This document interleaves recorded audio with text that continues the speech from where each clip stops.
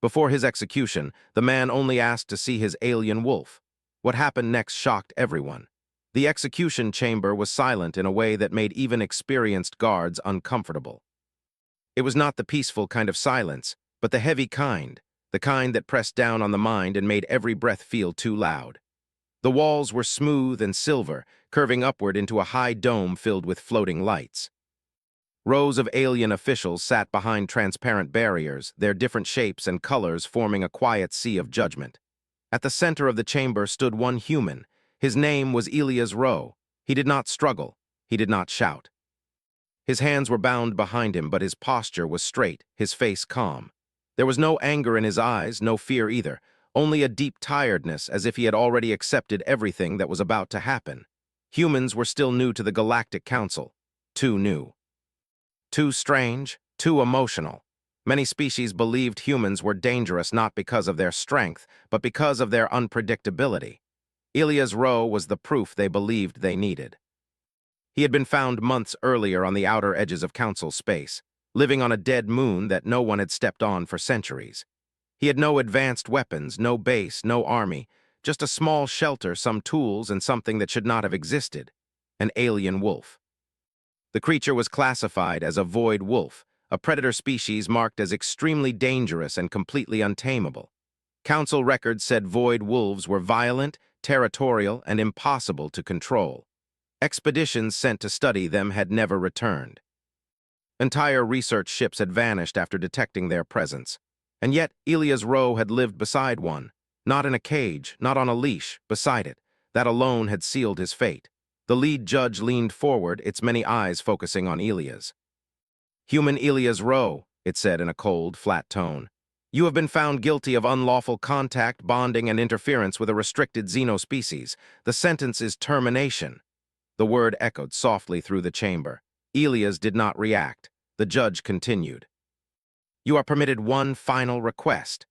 This was a tradition older than most civilizations in the room. Even the most advanced societies still believed in the idea that a final moment of mercy proved moral superiority. The guards waited for the usual things. Humans often asked to send a message, to see family, to speak final words filled with emotion. Elias lifted his head. "I want to see my wolf," he said. The chamber reacted instantly. Some officials made sharp, clicking sounds of laughter. Others leaned toward each other in disbelief. One of the scientists nearly choked on its breath. "Your wolf," the judge repeated. "Yes," Elias said calmly. "Korath." A ripple of discomfort moved through the room. The name was familiar, too familiar. Korath was the designation given to a void wolf that had been tracked across 3 sectors. A creature responsible for the disappearance of several unmanned probes and at least one armed patrol ship. The council had spent years trying to locate it. And this human spoke the name as if he were talking about a pet. The judge studied Elias closely. "You understand that the creature you request to see is considered a living weapon?"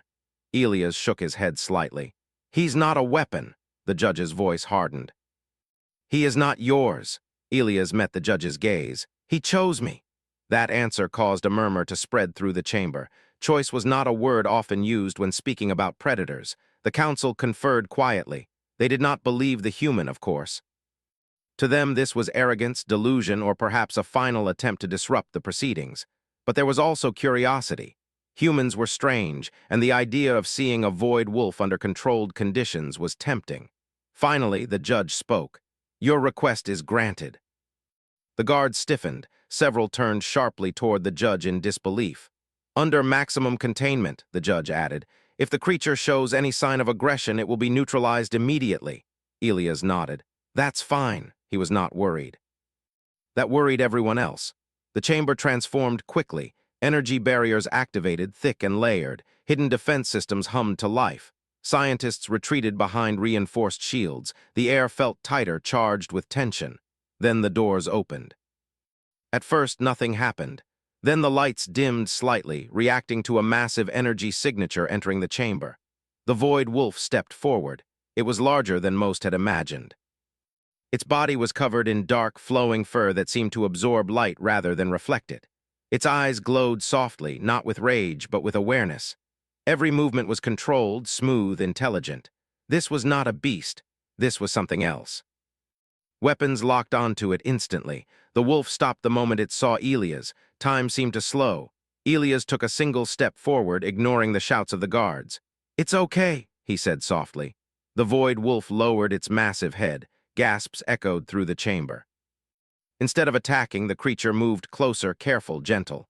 It pressed its forehead against Elias' chest and released a low sound, deep and vibrating, unlike any noise recorded in council databases. It was not a roar. It was grief. Elias closed his eyes. "I'm here," he whispered. The wolf's tail curled around Elias' legs protectively. The chamber was frozen. No one moved. No one breathed. The scientists stared at their instruments in confusion as the void wolf's brain activity spiked, not in aggression, but in complex patterns usually associated with higher communication. Emotional signals, memory transfer, recognition. "This is impossible," one scientist whispered. The judge leaned forward slowly. "Human, what have you done?" Elias opened his eyes. "Nothing," he said. "I listened." The void wolf lifted its head and looked directly at the judges. Then something unexpected happened. The chamber's sensors began to scream. A signal burst outward from the wolf, invisible but powerful, passing through the station and into open space. It was not a distress call. It was not a warning. It was a message. And far beyond the chamber, far beyond the station, something answered. Lights flickered. Long-range scanners detected movement, not one signature, many. The scientists stared in horror and awe as the data filled their screens. Multiple void wolves were responding. Not approaching in anger, approaching in unity. The judge's voice trembled for the first time. "What have you done?" Elias rested a hand gently against the wolf's fur. "I asked him not to be alone," he said quietly. As alarms echoed through the station and the reality of their mistake began to sink in, one truth became clear to everyone watching. This execution was no longer about one human. And it was no longer under the council's control. Across the station, screens lit up with warnings, data streams, and long-range scans that made no sense to the observers reading them. Signals were coming from everywhere at once, appearing and disappearing like echoes in deep space. The void wolf still stood beside Elias, calm and steady, its body unmoving even as the chamber around it slipped into controlled panic. Guards tightened their grip on their weapons, but none of them fired. Something inside them hesitated. The creature had not attacked. It had not even growled. It simply stood there, its head level with the judges, its eyes watching, waiting. Elias slowly lowered himself to one knee, resting his hand against the wolf's chest. The fur was warm, alive, real. "You don't need to be afraid," he said, his voice steady but quiet. "They're just answering him." The judge rose from its seat, its limbs trembling slightly. "Answering what?" Elias took a slow breath. "A call that was never meant to be heard alone." The scientists worked quickly, comparing data, translating patterns, cross-checking ancient records that had been ignored for centuries. What they found made their disbelief turn into shame. Void wolves were not solitary monsters. They were a connected people. Their communication did not rely on words or machines. It relied on shared experience, emotion, and memory. A living network spread across stars. When one suffered, the others felt it. When one bonded, the others remembered. Humans had never tried to control them. Humans had simply stayed. One scientist stepped forward, hands shaking. "The signals, they're not aggressive, they're greeting us." That sentence fell into the chamber like a heavy weight. Greeting. The word felt wrong to many of the council members. Predators did not greet. They attacked. They destroyed. That was what history said. That was what fear had written into law, but the data did not lie. The void wolf lifted its head again, and the lights in the chamber softened, adjusting automatically as if responding to its presence. The creature's gaze moved across the room, settling briefly on each official. Then, without sound, something spread through the chamber. Memories not forced, not painful, shared. The council members saw vast dark skies filled with stars. They felt cold winds on lifeless worlds. They felt loneliness so deep it pressed against the soul. Then they felt something new. A small human figure standing beside a massive shadow. No weapons raised, no commands spoken, just company.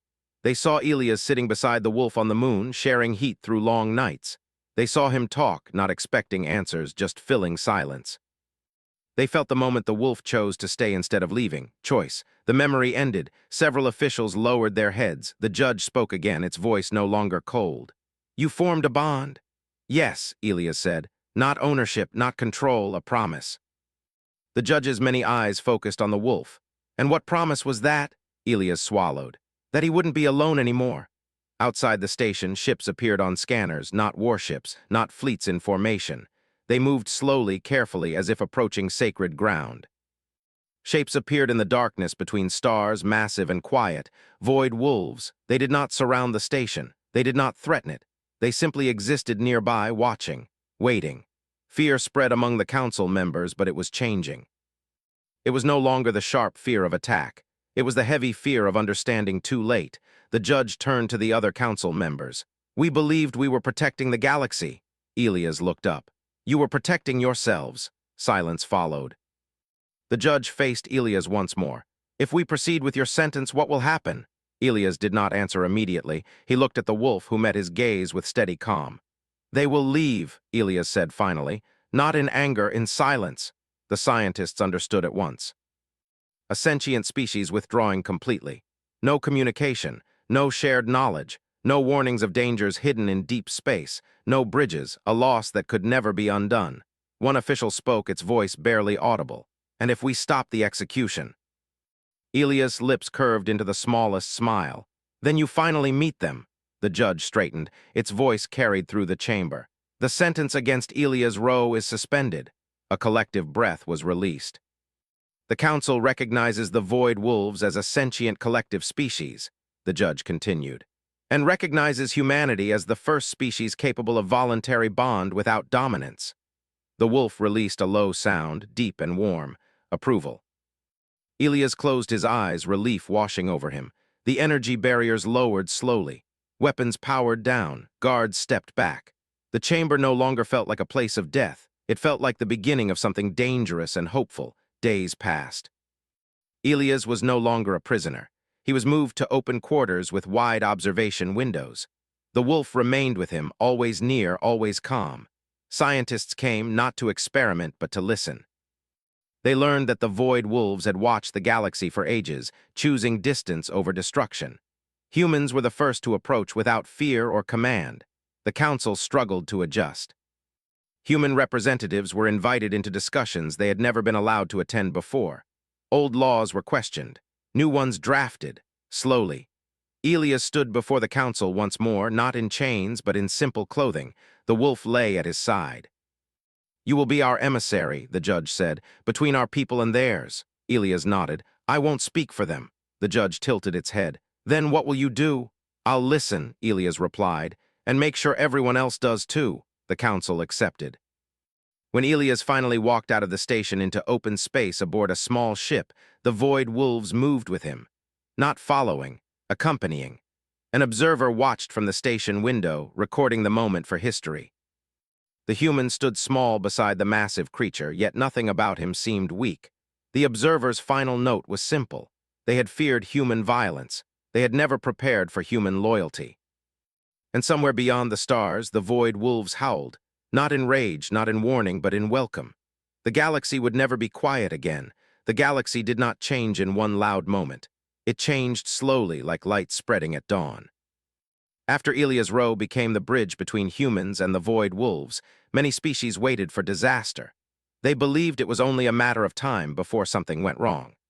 Bonds between different kinds of beings had always ended in control, fear, or loss. History across the stars was full of such failures, but this time, nothing broke. Elias traveled often, moving between council worlds and the deep regions of space where the void wolves lived.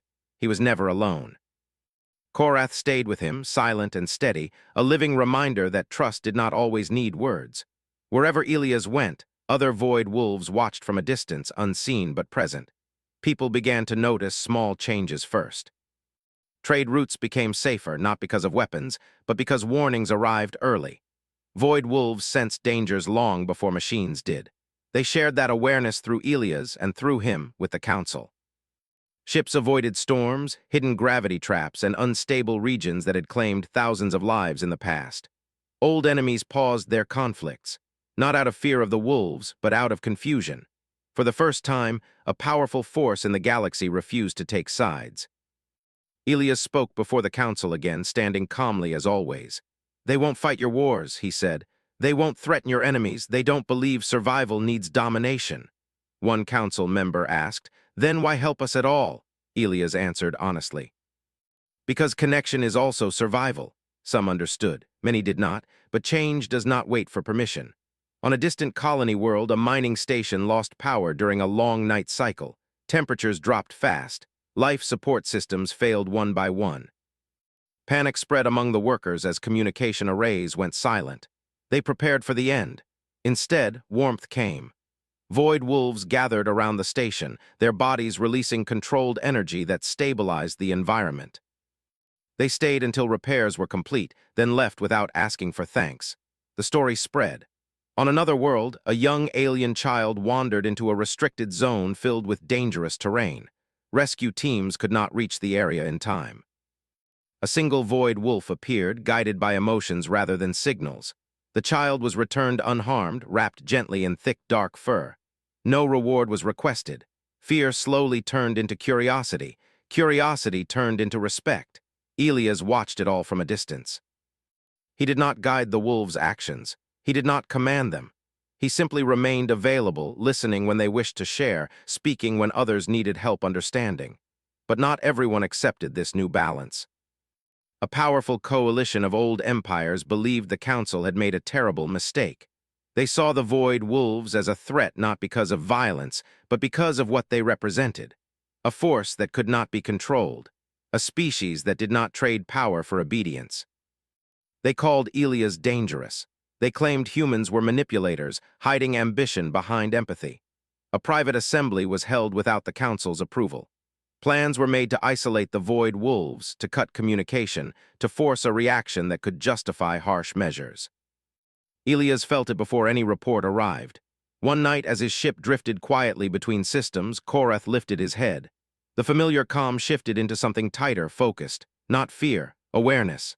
"They're afraid," Elias said softly. Korath's eyes reflected distant stars. A shared understanding passed between them. The next council session was tense. Accusations filled the chamber. Demands for restrictions, monitoring, and control echoed from many voices. Elias waited until the noise faded. "You think this peace is fragile," he said. "So do I." "But not because of them." He gestured gently toward Korath. "It's fragile because you still believe power must be taken, not offered." One official snapped. "You expect us to trust beings that could erase entire fleets if they wished?" Elias nodded. "Yes." "Because they choose not to?" Silence followed, then something unexpected happened. A void wolf stepped into the chamber without announcement. Not Korath, another. It was smaller, lighter in color, its presence calm but firm. The guards froze, unsure what to do. No alarms sounded. The station systems had already adjusted, recognizing the wolves as non-hostile. The wolf sat in the center of the chamber, and shared a memory. This one was different. It showed a future, not certain, possible. A galaxy divided by fear, closing itself off, turning technology inward. Worlds isolated, knowledge lost, progress slowed. Then another path, open routes, shared warnings, cooperation across species, growth without conquest. The memory faded. The wolf stood and left as quietly as it had come. No words were spoken for a long time. That day, the coalition withdrew its proposal, not defeated, changed. Years passed. Human children grew up knowing the void wolves not as myths, but as neighbors in the wider galaxy. Schools taught the story of the first bond, not as a tale of dominance, but of patience. Elias aged. His hair turned gray, his movements slowed, but his presence remained steady. Korath stayed beside him, unchanged by time in ways humans were not. One evening on a quiet world with wide open skies, Elias sat beneath the stars. The air was warm, the horizon stretched endlessly. "You won't need me forever," Elias said quietly. Korath rested his massive head beside him. "I know," Elias continued. "That was never the point." The connection between them was calm, complete. Not sadness, not fear. When Elias finally passed, it was peaceful. The galaxy felt it. Void wolves across space paused, not in mourning alone, but in recognition. A chapter had ended, but the bond remained. The council declared a day of stillness. Ships powered down. Worlds observed silence, not out of obligation, but respect. Korath stood at the place where Elias had last watched the stars. Around him, humans and aliens stood together, unsure what to say, but certain they were witnessing history. The wolf lifted his head and released a sound that traveled far beyond hearing. Not grief, gratitude. The galaxy moved forward, not louder, not stronger, but more connected than it had ever been. The years after Elias Rowe's passing were quiet but not empty. The galaxy did not forget him, yet it did not freeze around his memory either. Life continued, shaped by the path he had opened. Humans still traveled among the stars, and void wolves still moved through the deep spaces between worlds. They did not rule. They did not command. They remained present, watching, listening, responding only when needed. Korath stayed.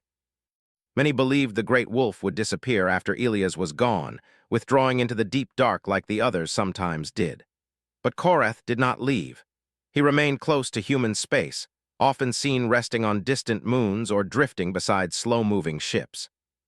He did not seek attention, yet his presence became a quiet reassurance. Where Korath was seen, conflict rarely followed. A new generation grew up hearing stories not of war heroes, but of listeners. Children learned that strength did not always come from force. Some laughed at such ideas, calling them weak. Others listened carefully. Among those children was a human named Mara. She was born long after Elias, on a station that orbited a blue-white gas giant. From a young age, she felt a strange pull whenever void wolves were mentioned. Not fear, recognition, as if something deep inside her understood before her mind did. When she was 16, she saw Korath for the first time. The station had suffered a systems failure during a power shift. Lights flickered. Gravity stuttered. Panic spread quickly, as it always did in enclosed places. Mara was helping guide younger children towards safe areas when she felt the station tremble. Then everything settled. Through the wide observation window, she saw the shadow. Korath drifted beside the station, his massive form steady against the stars. Energy readings stabilized. Systems corrected themselves as if guided by invisible hands. Mara pressed her palm against the glass. For a moment, she felt warmth. Not physical heat, but something gentler, a sense of being seen. Later, when the station was safe, Mara asked the elders about Elias Rowe. They told her the full story for the first time, not the legend, but the truth.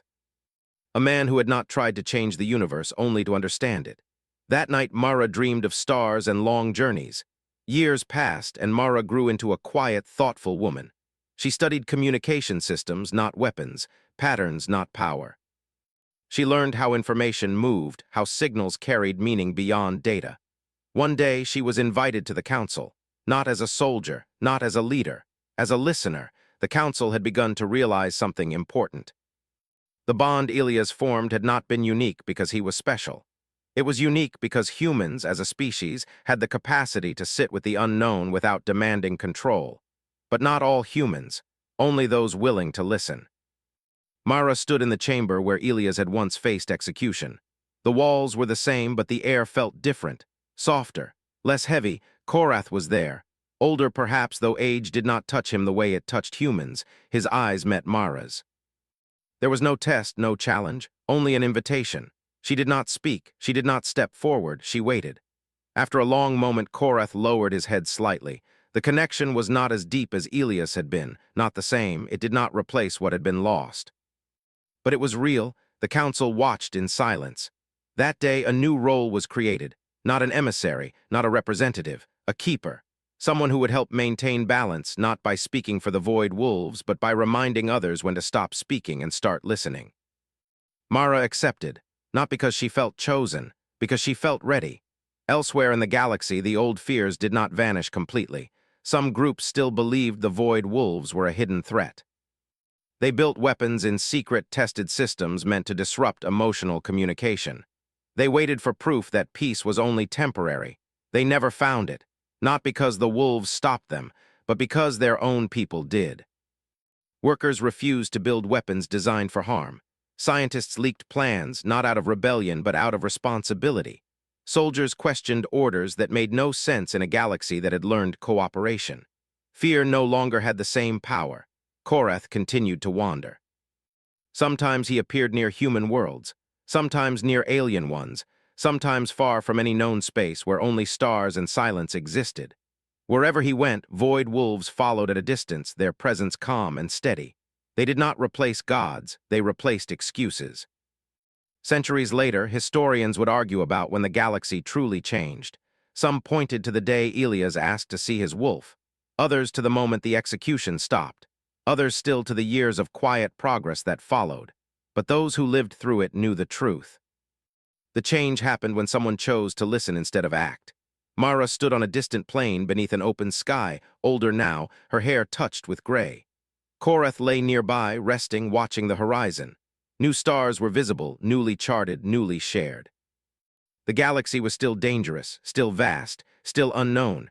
But it was no longer alone. Mara looked up and smiled softly. Somewhere in the deep silence between stars, Elias' promise still held.